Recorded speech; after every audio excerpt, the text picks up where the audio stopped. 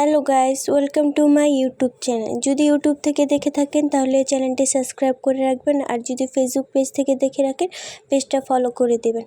আজকে আমরা মুরগির মাংস রান্নাবো। চলুন দেখে আসি আমরা কিভাবে মুরগির মাংস রান্না করি।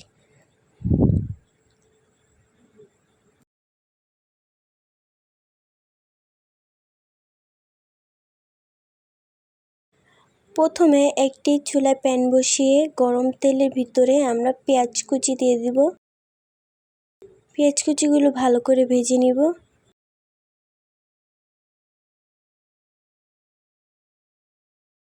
ভেজে নেওয়ার পর এখানে দুটোর মতন তেজপাতা অ্যাড করব,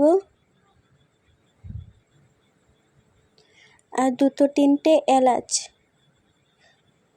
দুটো তিনটে লং আর দারচিনি।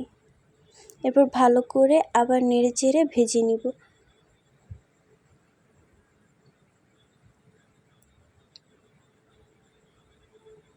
এরপর এখানে কিছু জিরা অ্যাড করব।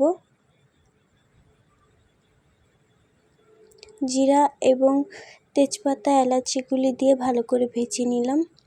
এরপর এখানে মশলা দিব, আদা রসুন বাটা,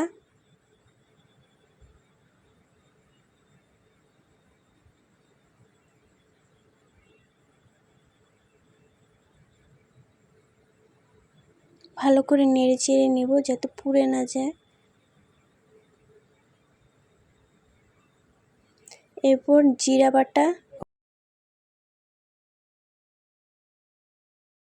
এরপর আবার ভালো করে নেড়ে চেড়ে নিব।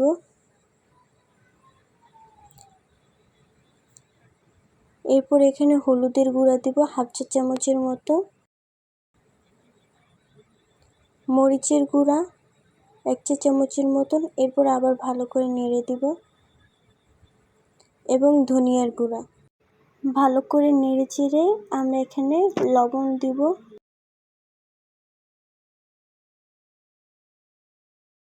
এরপর আবার ভালো করে মশলাটা আমরা কষিয়ে নেব হালকা একটু পানি দিয়ে।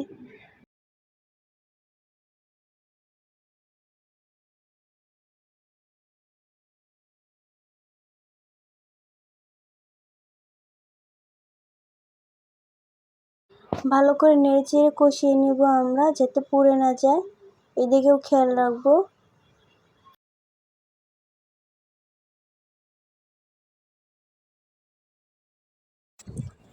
এরপর আমরা মুরগির মাংসগুলো দিয়ে দিব।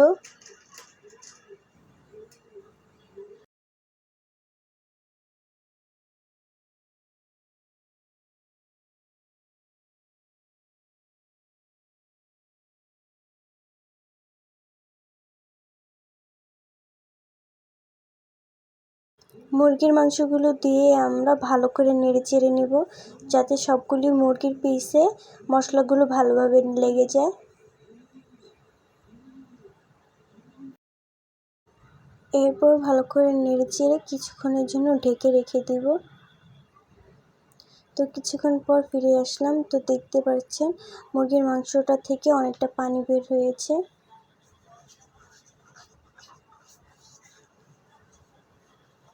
এভাবে ভালো করে নেড়ে চেড়ে নেব।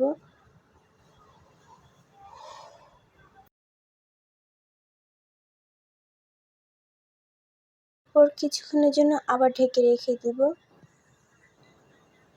তো কিছুক্ষণ পর আবার ফিরে আসলাম। এরপর আবার ভালো করে নেড়ে চেড়ে নেব। তো দেখতেই পাচ্ছেন আমাদের পানিটা একদম শুকিয়ে গিয়েছে, তেলটা উপরে উঠে এসেছে।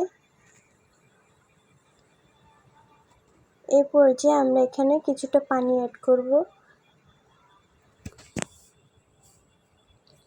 কিছুটা ঝোল এবং সিদ্ধ হওয়ার জন্য।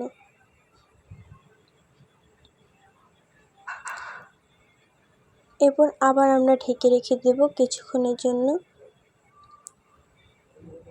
কিছুক্ষণ পর আবার ফিরে আসলাম। এরপর ভালো করে নেড়ে চেড়ে নেব। তো দেখবো আমাদের নিচে মশলাটা লেগে গেছে কি লেগে যায়নি, এর জন্য ভালো করে নেড়ে চেড়ে নেব। তো এখানে কিন্তু আমাদের মুরগি রান্নাটা শেষ, আপনারা দেখতে পাচ্ছেন। তো পরিবেশন করে আপনাদের দেখাচ্ছি। আপনারা চাইলে আমাদের মতন এভাবে রান্না করে খেতে পারবেন।